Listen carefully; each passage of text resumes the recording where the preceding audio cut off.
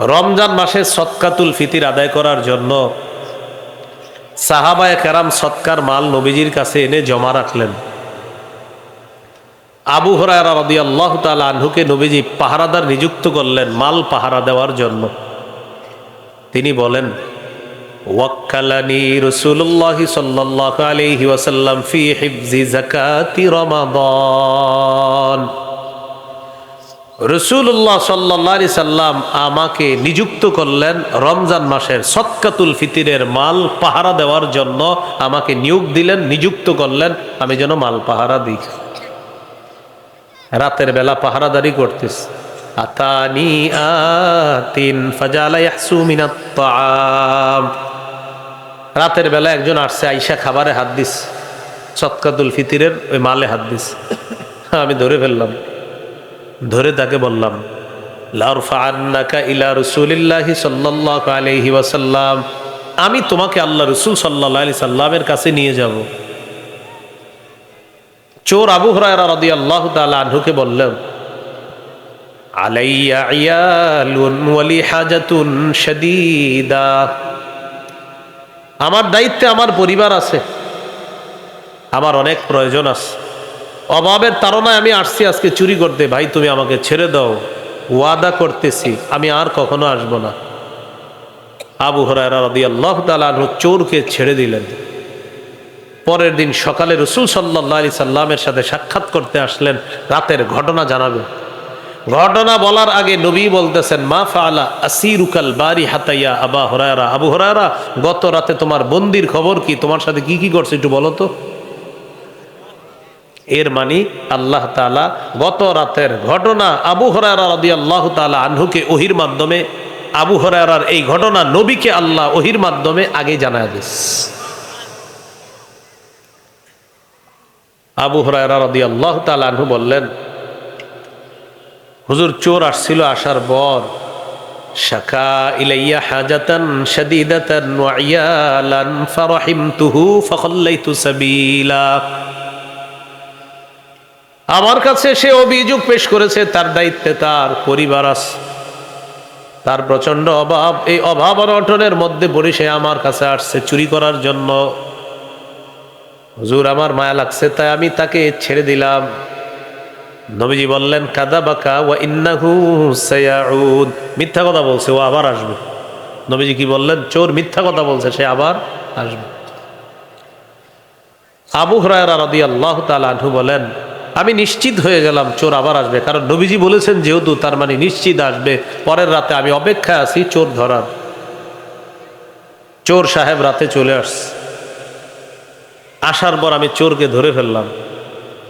ধরার পর আমি চোরকে বললাম, আজকে আর তোমাকে আমি ছাড়বো না, যা কিছুই বলো। চোর বলতেছে, আমি ওয়াদা করছিলাম আসবো না। তাহলে তুমি বুঝো কতটা বিপদগ্রস্ত হলে একটা মানুষ ওয়াদা খেলাফ করে আবার আসে। আমার অভাবের কারণে আমি গতকালকে আসছিলাম, তুমি বুঝো আমি ওয়াদা করছিলাম আসবো না, আজকে প্রচন্ড অভাবের কারণে আসছি, ভাই ছেড়ে দাও আমার। গতকালকের সে অভিনয় আজকে আরো সুন্দর হয়েছে, উনি ছেড়ে দিচ্ছে। রাসূলুল্লাহ সাল্লাল্লাহু আলাইহি সাল্লামের কাছে আসলেন। আসার পর নবীজি বললেন, মা ফাআলা আসিরুকাল বারিহাতা ইয়া আবা হুরায়রা, আবু হুরায়রা গত রাতের খবর কি, বন্দি কি কি করছে বলো। সাহাবী বললেন, ইয়া রাসূলুল্লাহ, চোর আবার আমার কাছে এমন ভাবে অভাব অনটন পেশ করছে, আমার মায়া লাগছে, ফারাহিমতুহু ফাখাল্লাইতু সাবিলা, প্রচুর মায়া লাগছে, আমি তাকে ছেড়ে দিলাম। নবীজি বললেন, ইন্নাহু সায়াউদ কদ কাযাবাকা, মিথ্যা বলছে, আবার আসবে। রাসাতুহু সালিসা, আমি তৃতীয় রাতে ওত পেতে বসে আছি যে আজকে তুমি আসবা আর ধরবো আর নবীজির কাছে নিয়ে যাব। আজকে যতই তুমি বাহানা পেশ করো কোনো লাভ হবে না। তৃতীয় রাতে অপেক্ষা, চোর আসছে। আসার পর ধরে ফেলছে। ধরার পর আবু হুরায়রা রাদিয়াল্লাহু তাআলা আনহু বলতেছে, থামো, কিছু বলা দরকার নেই, তুমি যে বলবা এই সমস্যা ওই সমস্যা, এগুলা বলা দরকার নেই, আজকে বলাই দরকার নেই, তোমাকে নবীজির কাছে নিব। চোর বলতেছে, কথাটা শুনবা তো। কি কথা? দানি উআল্লিমকা কালিমাত, চোর বলতেছে আমাকে ছেড়ে দাও, আমি তোমারে কিছু বিদ্যা শিখিয়ে দিই, তোমার কাজে আসবে। কি শিখিয়ে দিই? বিদ্যা।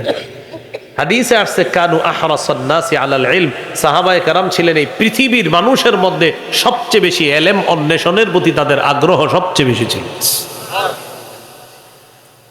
সাহাবী চিন্তা করলেন বিদ্যা শিখাবে, এটা তো মিস করা যায় না। আচ্ছা ঠিক আছে, শিখাও, দেখি কি করা যায়। চোর এবার আবু হুরায়রা রাদিয়াল্লাহু তাআলা আনহুকে বলতেছে, ইযা আওয়াইতা ইলা ফিরাশিকা ফাকরা আয়াতাল কুরসি ফাইন্নাহু লা ইয়াজালা আলাইকা মিনাল্লাহি হাফিজুন ওয়া লা ইয়াকরাবান্নাকা শাইতানুন হাত্তা তুসবিহা। যখন তুমি বিছানার মধ্যে যাও তখন তুমি আয়াতুল কুরসি পড়বা, পড়ার পর ঘরের দরজা বন্ধ করবা। আয়াতুল কুরসি পড়ার পর ঘরের দরজা বন্ধ করবা। সারা রাত আল্লাহর পক্ষ থেকে একজন ফেরেশতা তোমার পাহারাদারি করবে। শুধু তাই না, সকাল পর্যন্ত শয়তান তোমার কাছে আসতে পারবে না। যদি তুমি আয়াতুল কুরসি পড়ে রাতের বেলা ঘুমাও, সারা রাত একজন ফেরেশতা তোমাকে পাহারাদারি করবে, সকাল পর্যন্ত শয়তান তোমার কাছে আসতে পারবে না। কে শিখাইছে এই কথা? চোরে। সকালবেলা নবীজির সাহাবী আবু হুরায়রা রাদিয়াল্লাহু তাআলা আনহুর কাছে, নবীজির সাহাবী আবু হুরায়রা রাদিয়াল্লাহু তাআলা নবীজির কাছে আসলেন। কি অবস্থা? চোরের খবর কি? হুজুর, গত রাতে আমি পুরা দৃঢ় প্রতিজ্ঞাবদ্ধ ছিলাম আজকে আর চোরকে আমি ছাড়বো না, কিন্তু সে আমার এমন এক অফার দিছে, আমি ছেড়ে দিছি। কি বলছে? আমারে বলছে বিদ্যা শিখাবে। হুজুর, আমি তো এই লোভ সামলাইতে পারি নাই, আমার সুন্দর একটা বিদ্যা শিখিয়ে দিছে, চোর ছেড়ে দিছে। কি শিখাইছে বলো? আমাকে বলছে বিছানায় গেলে আয়াতুল কুরসি পড়ার জন্য, এটা পড়ে যদি আমি ঘুমাই, দরজা বন্ধ করি, একজন ফেরেশতা আল্লাহর পক্ষ থেকে নিযুক্ত করা হবে, সে পাহারাদারি করবে, আর সকাল পর্যন্ত শয়তান আমার কাছে আসবে না। নবীজি বললেন সদাকা, চোর সত্য কথা বলছে। চোর কি বলছে? কি বুঝাইতেছি আপনাদেরকে? শত্রু সত্য কথা বললেও স্বীকার করা। বলছিলাম না, শত্রু সত্য কথা বললে কি করা? শত্রু চোর, চোর সত্য কথা বলছে, নবী বলছে না ওর কথা সত্য। কথা কি?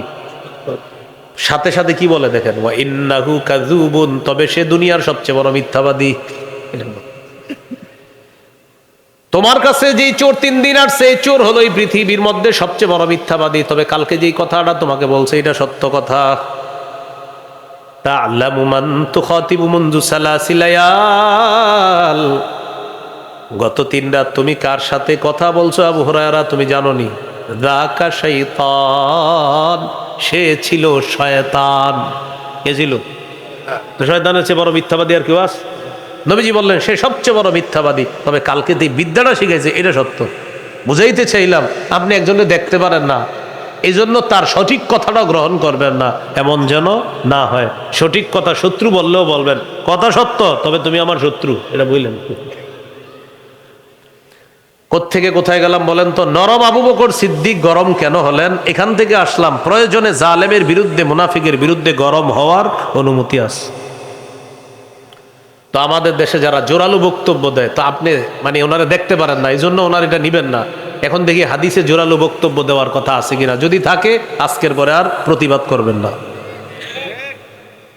ইবনে মাজাহ 45 নম্বর হাদিস, কানান নবী সাল্লাল্লাহু আলাইহি ওয়াসাল্লাম ইযা খাতাবা ইহমাররাত আইনা,